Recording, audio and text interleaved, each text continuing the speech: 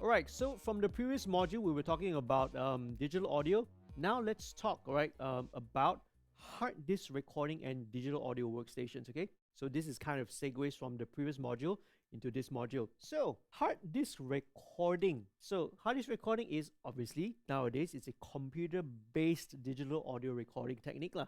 This is something that we're all familiar with nowadays. Okay, so hard disk recording has radically changed the way we produce and we edit musical creations. Now, here are the chief advantages of a hard disk recording. Number one, you have random access versus serial access. Random access means that you can randomly grab and you can randomly jump to anywhere in the audio, right? In the audio stream. You just jump to anywhere you want, right? Click, boop, it jumps you, it takes you straight away there. Whereas serial access on an analog tape, you have to rewind, wait, rewind, stop, play. You want to move to another part, you have to stop, fast forward, wait, okay? So that's the difference between serial and random access, okay? So with hard disk recording, there's no theoretical limitations on the number of virtual tracks, but actually in practical, right, you are limited by the power of your system lah, okay, and the speed of your hard disk, okay? So even they say, oh, when they say unlimited tracks, actually no, it's how much your system can handle. Obviously with hard disk recording, we can employ digital signal processing, DSP. So DSP is where we can start using things like EQ, compression, effects. All these things used to only be available in the analog realm. You need to do it on a mixer or an actual hardware equalizer, something like that. So now this can all be done digitally. Obviously, on the creative aspects, you can do things like, reverse sounds, you can time stretch audio much easier than in the analog realm, etc. And one more thing, non-destructive editing. So what does non-destructive means? Means that if you chop something up, if you edit something, you time stretch, you do whatever, your original audio, the digital audio data is not affected, it's not touched one. It is non-destructive. If you make a mistake, you can always undo, you can always go back to the original audio file, see, and you'll be fine in its original condition. Not when you deal with tape, man. With analog tape, if you want to edit something, you have to take your razor blade, you move your tape machine back and forth to find where's the spot. Agak, no, it's not precise, no. You have to agak. Then you say a prayer first. You cut analog tape and then you splice it back together. You have to splice it back together with the leader tape, with cellophane tape.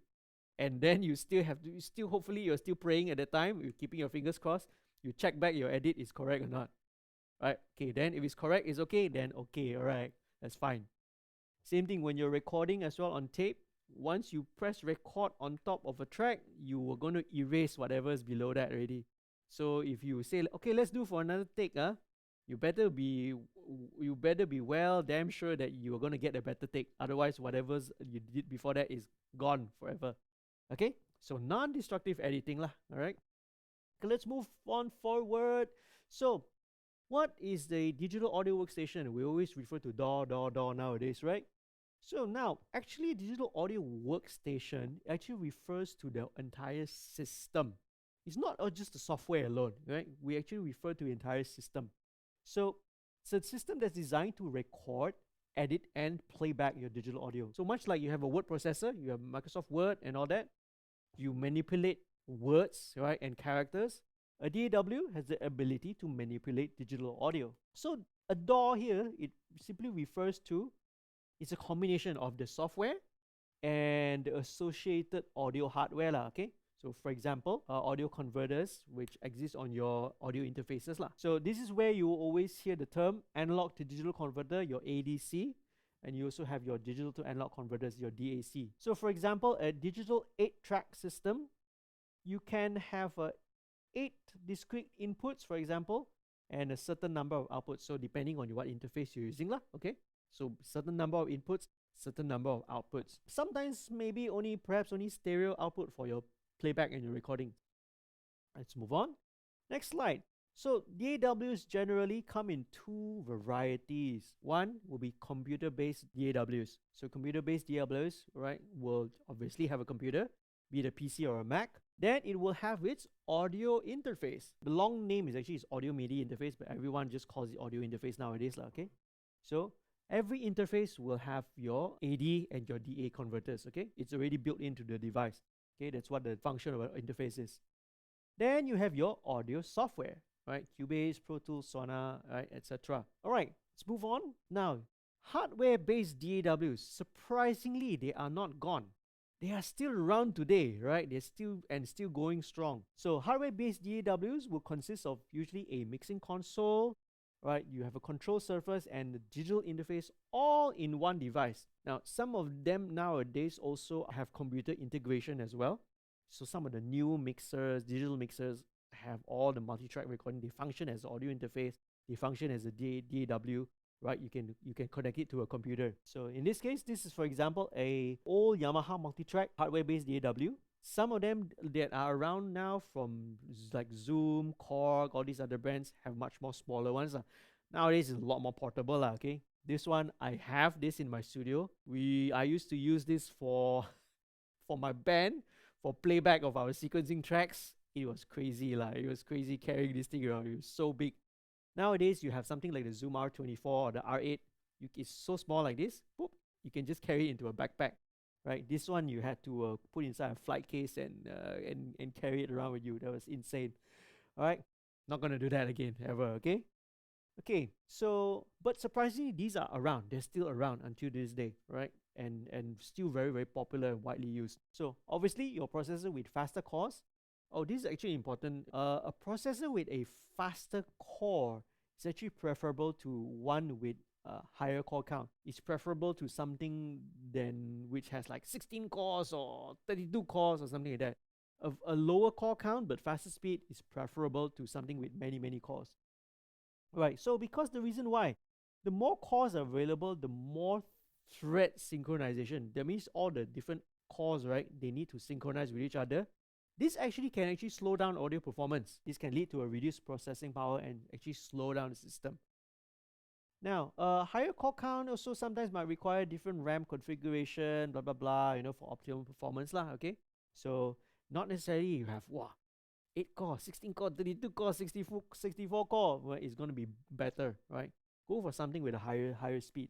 And logically speaking, when you have a CPU with a better cache, high cache, right, will have a positive impact on your real-time performance of your DAW. Okay, now let's go very briefly. Okay, chipsets, right? Okay, your motherboard lah, basically, right? It handles all your basics of your communication between your different components inside your system, including your audio devices. Obviously, you have the most popular ones. You have the Intel, AMD, your NVIDIA chipsets, right? So as this is a matter of compatibility between all the hardware components rather than between software, what sort of chipsets you want to use, or whenever you are buying your next system or your computer, is something it's always best to refer to the manufacturer of the audio interface or the DSP card, right? Always best to always refer to them lah, right? Check their compatibility list. What sort of hardware is most compatible. Okay, hard disk drives, obviously, right? You want to have a hard disk with high speeds of 7,200 RPM or above. Nowadays, of course, right, we have SSD, but I'll talk about it. Well, external hard disk drives, you have obviously USB 2, USB 3, or Thunderbolt, right? You have your now hard disks are at least always SATA already, okay, or SAS hard disk drives which can have rotation speeds of 10,000 RPM. You can also have RAID, okay, RAID arrays, redundant array of independent disks. This is kind of not very popular anymore unless you're talking about maybe in servers lah, right? Servers or data centers, maybe this one they still use RAID. Now you also have hybrid disks, right? You have your SSHD, your solid state hard drive. So it's a hybrid between a solid state and also a hard disk. Right, your cache sizes between 32 MB, 64 MB. Probably you have a bigger cache size nowadays, okay? Right, so next point is to use separate disks, okay? So it is always encouraged to use, to put your operating software, okay, and your DAW software, whatsoever software, your plugins, your installations, install it on one specific hard disk, And then you keep your audio, your audio data, your project folders, your project files, keep it on a separate hard disk as well. And then if you have more expansion, you have the possibility of adding more, right? Put your samples, your virtual instrument, your sample libraries, put it on another hard disk. Okay, because you spread this out, right? You are not forcing one hard disk to have to run your program and also have to read the audio data, your tracks, and also have to read your samples, you see. You spread it out, you get much better performance that way. Okay, so SSD, okay, solid state drives. This is what everyone is very popular now, okay. So it uses flash technology. It's basically the same thing as your flash drive, your thumb drive. There are no moving parts, unlike a hard disk, okay. So your data transfer rate can be up to 6 gigabits per second. Probably faster now, I'm not sure. You should do a bit more research. You have your SATA, or you have your PCIe form, right? They call it the M2, right? So these are robust and silent. Okay, you can drop a pen drive and it's fine. Nothing will happen to it. You try dropping a hard disk, your external hard disk, and you cry lah. Okay. Unfortunately, the cost versus storage capacity, the ratio is a little bit high. We all know lah, right? SSD drive is a little bit more expensive, but give it another year or two, we can see like the prices are all going down lah, right? I bought an SSD drive like last year, and now it's really like half the price. It's like, why did I go and buy it last year? I should have just waited, okay? Right?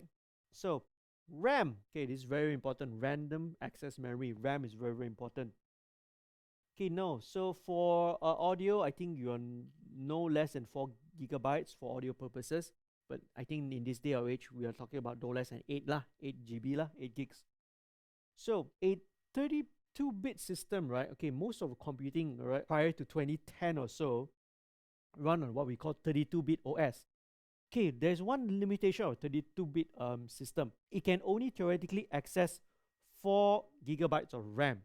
It's got a limitation, 32-bit software. So you have more than 4 gigs, the software cannot access it, right? It cannot it cannot take advantage of all the additional RAM. You install 32 gig RAM, you install 64 gig RAM, is not going to make a difference. Because the software 32-bit architecture cannot see more than 4 gigs, you see.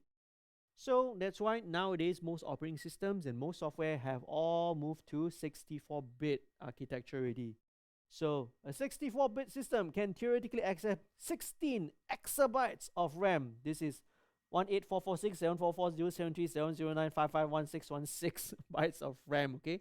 So it's theoretically almost limitless lah, right? So we've just moving from 32-bit to 64-bit, it gives huge performance increase, right? In their ability to access the RAM. So when you install your software nowadays, okay, right, go install the 64-bit lah. I don't know why some of them still have offered 30. Well, some of them still have the 32-bit versions because maybe some people still have older software, they have older plugins, they still need to be compatible with older projects lah. But eventually we all need to move on, right, to 64-bit. Okay, cool. Very quickly, audio interfaces, right? Your audio faces, you have USB 2 or 3, Firewire. You'll be surprised. Some people are still using Firewire audio, some devices, okay, especially the older ones, okay, which are still very solid, some of them, okay. PCIe and obviously Thunderbolt lah, okay. Now, this is a term which you will very, very often find. ASIO, okay. ASIO is an acronym for Audio Stream Input and Output. ASIO is very important. ASIO is your best friend, is your good friend when it comes to, right, your audio performance. So, right, ASIO, by the way, was developed by Steinberg, right, which developed Cubase. They are the ones who actually introduced and developed the ASIO standard, which everyone follows to this day. Shout out for Steinberg. Right, so Mac uses the Core Audio, right? Obviously, you have Core Audio. You can also use Mac as well. Core Audio is also great. It's also very, very good. There are some benefits. Core Audio, I think you can do things like device aggregating, which means you can like have 2 different audio interfaces from different manufacturers, and then your software can still access all the inputs. So that's one cool thing that we envy Mac and Mac users lah. Okay. Now graphics card. Alright, same thing. AMD, Intel, and Nvidia. Obviously, for your own work purposes, you want to improve your workflow. Alright, get something which can multi-monitor support, and I think all cards nowadays can have multi-monitor support already lah. right? Either 2, 3, or even more monitors at one time, okay? Because it looks cool, huh? Like when you snap a photo and you share with your friends, wow, it looks cool, man, multi-monitor. Okay, now, this one I'm not going to talk so much, right? Because this is all basic system maintenance, okay? Things like, connecting your USB directly, don't use USB hubs, don't use any unnecessary programs, empty your recycle bin, reboot system regularly. Okay, this is for PC people lah. Okay, we have to reboot the system regularly. Hey, but Mac also crashes, right? Okay, Mac users, Mac will crash sometimes. Okay, we'll do that as well. Okay, there are a few other things, right? This is more applicable towards Windows. Again, I won't cover I'll skim through this very quickly, right? In lieu of time as well. Okay. So you always want to run as an administrator, right? Make sure you update your drivers and firmware. It seems like common sense, but this is actually important. Always when you have problem with something, you contact customer support. First thing they always ask you, have you installed your latest updates and drivers? They will suggest that you do that first. Okay. Okay, there are a couple of things you can do, right? You can always adjust your power options to always have high performance, because some devices, when they have this economical or this green energy kind of thing, sometimes they will throttle down your system. You don't want that lah when you're working with audio. Okay, right? Processor management always 100%, so it won't throttle down, okay, your system whenever it's like inactive or something like that. You always want to be able to extract the maximum performance from your system. All right, okay, what else is there? USB power management, same thing. Okay, very quickly I'll go through these, right? Hard disk optimizations, right.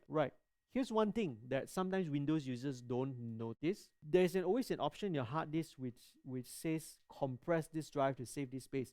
So if you're working on audio, at least on your audio disk lah, you want to disable this because you do not want to compress your files, right?